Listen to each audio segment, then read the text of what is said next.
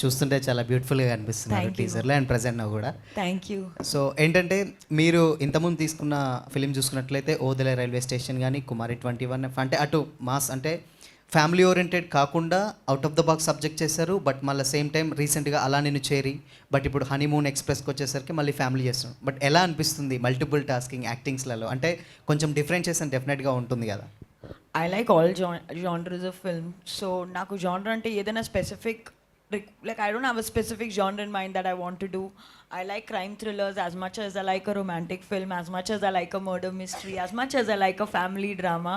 So I enjoy being part of all these kinds of films. So I'm very happy that I get all these different kind of genres to work on. Me favourite genre ఏంటి మరి? Mostly My favorite genre is a murder mystery. అంటే back to back movies చేస్తున్నారు, ఎట్లా డేట్లు manage చేసుకుంటున్నారన్న? మంచి question.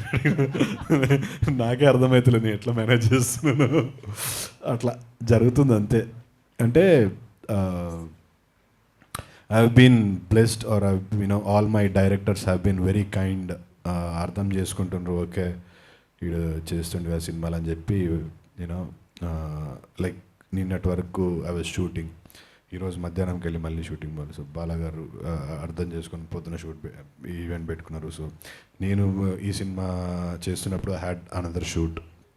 అప్పుడు బాలాగారు adjust అయ్యారు. Likewise all the directors that I'm working with are considerate enough, kind enough to help me out with my dates. So yeah.